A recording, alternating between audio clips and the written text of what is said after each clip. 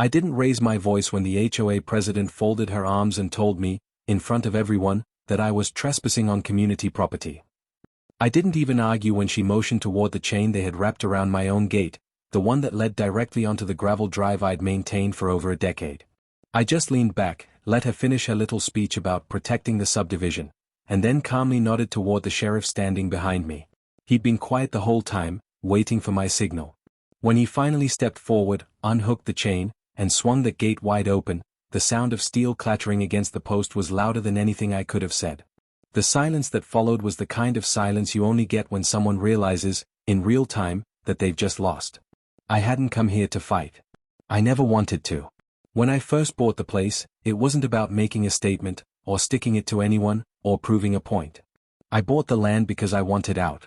Out of traffic, out of noise, out of the way people in the city find a reason to knock on your door every hour of the day. My grandfather had always said land doesn't just give you space, it gives you breathing room. And after 22 years working shifts that never ended, I figured I'd earned that. The property itself wasn't much to look at in the beginning, just 10 acres of scrub pine, a narrow creek, and a cabin that had been patched together with more good intentions than craftsmanship. But to me, it was enough. My plan was simple: fix up the cabin, clear the brush, maybe put a small garden in for fresh vegetables. Nothing fancy. I wanted to spend my mornings on the porch with a cup of coffee, maybe hear the creek running instead of sirens. I wasn't chasing control. I was chasing quiet. The first notice came tucked under my windshield wiper one morning. It was printed on HOA letterhead, an organization I didn't even know I'd joined by buying property in that corner of the subdivision, and it said I was in violation for unauthorized use of community land. I laughed at it at first. My cabin sat squarely on my deeded parcel. My drive, the one they were complaining about, had been cut 40 years ago by the same county road crew that built the main subdivision access. There was nothing community about it. But they taped another notice to my door a week later, this one with a $500 fine attached, claiming I'd damaged common property by erecting a private gate. That gate, by the way, had been there since before I bought the place, a battered steel thing with a padlock that squeaked like a dying crow whenever you opened it. Nothing new, nothing intrusive. But suddenly, it was a problem. I tried to be reasonable.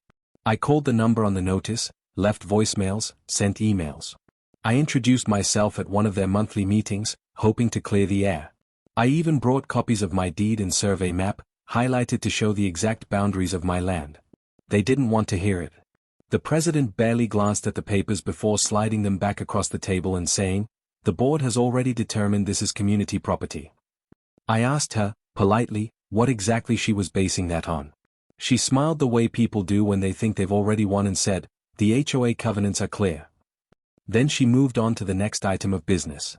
That's when I stopped trying to be polite. It wasn't anger. It was the kind of switch that flips when you realize words aren't going to fix anything. So I got quiet. I went home, pulled out my file boxes, and started digging. Nights I used to spend reading on the porch I now spent hunched over property plats and county archives. I found the original subdivision filing from 1972, stamped by the county clerk. I found my parcel described in the chain of title records, tracing ownership back through 3 families before me. And most importantly, I found the county easement agreement that carved out my drive as the only legal access to the creek lot, signed and notarized decades before the HOA even existed. While they were busy writing violation letters, I was building a paper wall taller than anything they could climb. The harassment didn't stop. In fact, it got worse. They started mailing fines every month, each one larger than the last. They chained my gate shut twice, once while I was away visiting family, and once while I was inside the property, effectively locking me in. When I called to complain, they acted like it was some kind of accident, but the smug little note they taped to the gate said otherwise: private use of community access prohibited. My neighbors, the few who weren't part of the board, stopped waving when they drove by. Some were polite enough to tell me later they were afraid of being targeted too. My kids stopped wanting to come up on weekends because they were sick of seeing signs taped to the gate or watching me photograph new violations. That was the worst part. It wasn't the fines or the threats. It was watching a place I bought for peace turn into a battlefield.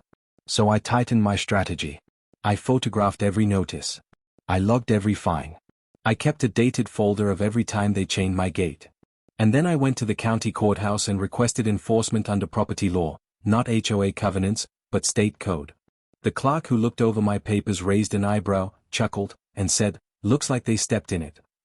She stamped my petition and told me the sheriff's office would handle it. That was the moment I knew it was over. Not loud, not dramatic, just, done. When the sheriff arrived at the next HOA board meeting, I didn't make a speech. I didn't wave documents around like some TV lawyer. I just slid the stamped copy of my easement agreement across the table. He glanced at it, nodded once, and said, "That gate stays open." Then he stood up, walked outside, and cut their chain with a bolt cutter. The sound of that lock hitting the gravel was better than any victory parade. The president's mouth opened and closed like she was searching for a word that never came. Their lawyer packed up his briefcase without saying a thing. And me? I just walked out behind the sheriff, stepped through my own gate, and drove home. The aftermath wasn't instant, but it was permanent. The fines stopped coming. The notices vanished. A month later, I heard the president had quietly stepped down for personal reasons. Half the board resigned not long after. The new leadership hasn't so much as mailed me a flyer. When I drive through now, a few neighbors wave again. Some look away. Either way, it's quiet. And that's all I ever wanted. If there's anything I learned from it, it's this: people who crave control often mistake silence for weakness. They think if you don't shout back, you've got nothing. But silence can mean you're building a case they'll never see coming. It can mean you're letting them walk just far enough over the line that when the rope snaps, it's their neck in the noose, not yours. I didn't buy this land to fight an HOA. But if they wanted a fight, they should have picked someone who didn't know how to read a survey map. Now, when I sit on the porch in the mornings with my coffee, the creek running soft in the background, I don't hear chains rattling on my gate anymore. I don't see letters tucked under my windshield.